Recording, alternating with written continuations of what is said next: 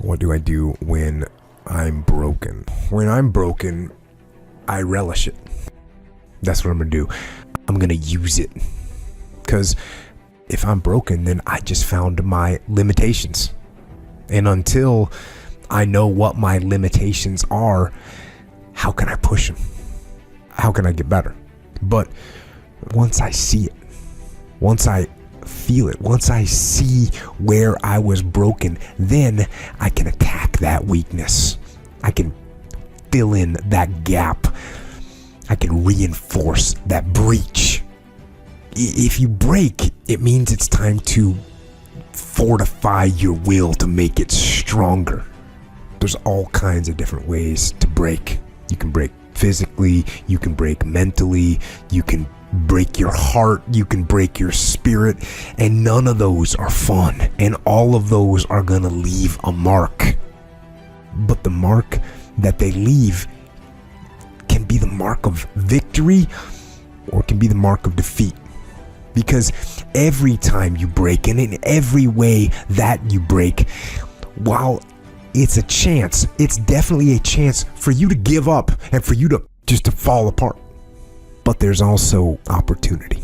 There's opportunity to get stronger and get smarter and get faster and get tougher and get more stable and get more resilient and get better. When you break, you have the opportunity to show the world, the whole world, what you are really made of. So if you break, if you break, the fight isn't over. In fact, if you break, the fight is just beginning.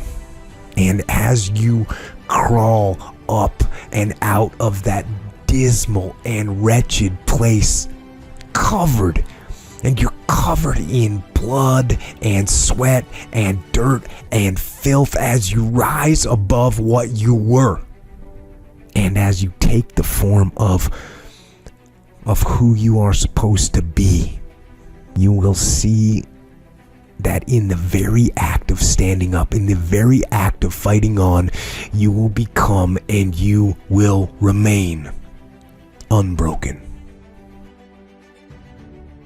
If things go wrong, they always seem to happen at once, and they just compound on top of each other. And it's pretty easy sometimes to feel beaten when you're faced with all those issues and all those problems, and they all hit you at the same time. But let me tell you, that doesn't mean give up. In fact, it means the opposite. It means it's time for you to fight harder, to dig in. It means it's time for you to go on the warpath. And that starts with one of the fundamental laws of combat leadership: prioritize and execute. What's the biggest problem? What's causing the most stress? Family? Okay. Sit them down. Explain where you are at. Be blunt. Be upfront. And then give them the simple plan of how you're going to get things back on track. Don't sugarcoat it. You give it to them straight. Next, you got some late payments. Call those creditors up. Explain to them what's going on. Set up some kind of a minimum payment plan so you can start making some progress and get them off your back. And then you got your job. Right? You're falling behind at work. Okay, talk to your boss. Face it. Tell him that you're going to step up your game. Tell him you're going to be at work early, you're going to be at work late, you're going to be at work during lunch, you're going to be wherever you need to be whenever he needs you to be there. Tell him you're going to get after it. And tell him that you're 100% committed to supporting him and the company and the mission. and then you get started. And I'm going to tell you right now, it won't be easy. It will be hard because life is hard. That's what life is.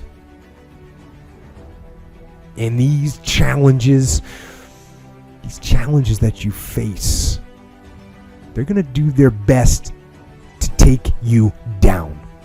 Do not let them. Stand up, dig in. Line up those problems and confront them. Face them. Fight them. Do not let them bring you down. In fact, let those challenges raise you up. Let them elevate you. Let their demands and their trials make you stronger. Let the adversity you face today turn you into a better person tomorrow. So in the future, you look back at these struggles and you say to them, "You made me better." Hey, what does Ryan Seacrest, Tom Cruise, Oprah, Steven Spielberg, Donald Trump, Joan Rivers, Warren Buffett, Gordon Ramsay, Michael Jordan, Kobe, Tim Tebow, they all have one major thing in common, dude. These people hammer. They beat it to death, okay? Look at Tom Cruise, man. Look at his career. He works constantly. So look, you want to get your work ethic so high that people actually admire you. I'm going to ask you a question right now. Because of your unbelievable work ethic. If you can't answer yes to that, man, you're not going to get in that top 10%.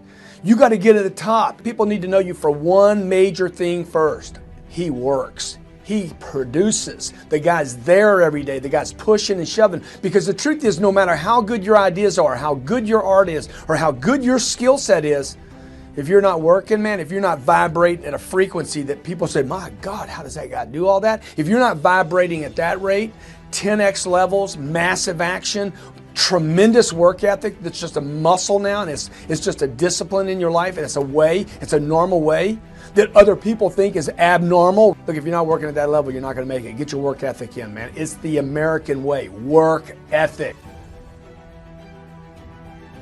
What I could control was my work ethic. You've heard me speak many times about outworking everybody, but I think that just feels good when we hear it, but most people don't take it seriously. If you think that I have a little bit of success in my life, I can tell you what I attribute it to. Yes, self-confidence, yes, mindset, visualization, goals, all the things I talk about all the time. Listening skills, influence, energy transfer, how to be happier, all of that stuff applies. When you get to winning, for me, it's come down to maxing out. And what maxing out means is you do one more at least than you think you're capable of. So when you're done, whatever you're doing, whether it's at the gym or phone calls or meetings or in sports, one more shot, one more throw, one more swing of the golf club or the baseball bat, the separator is for the winners, they do one more. I'm addicted to one more. And so I want your mantra going forward to be one more. What does that look like if we're working out? That means when we're in the gym and we say, I'm going to do 5 sets of 10, I'm crazy. Like I'm a psycho because I want to win. I want to be somebody. I want to separate. I want to compete. And the way I do that isn't with my giftedness, because I wasn't born with a bunch of gifts. And I think gifts are crap. I think for the most part, gifted people struggle in life because things come easy to them. I like that things haven't come easy for me in my life. I like that I don't have natural talents in every area. And maybe you like that about you too. Maybe you've looked at yourself all your life and thought, man, I don't have that natural beauty or that natural talent or this gift for creativity or intellect or humor. I don't have any of those things. But what I got is I will outwork you. And so at the gym, one of the things I focus on, they say it's 5 sets of 10. When I'm at 10, I go one more, bam, 11. If I'm running on the treadmill and it's a 45-minute run, I never finish at 45. I always go one more minute, 46. If I'm at the office and I'm supposed to make 25 phone calls that day, when I'm at the end of the day, I always do one more. If I've got meetings, I always do one more. My mantra for 3 decades in business has been one more.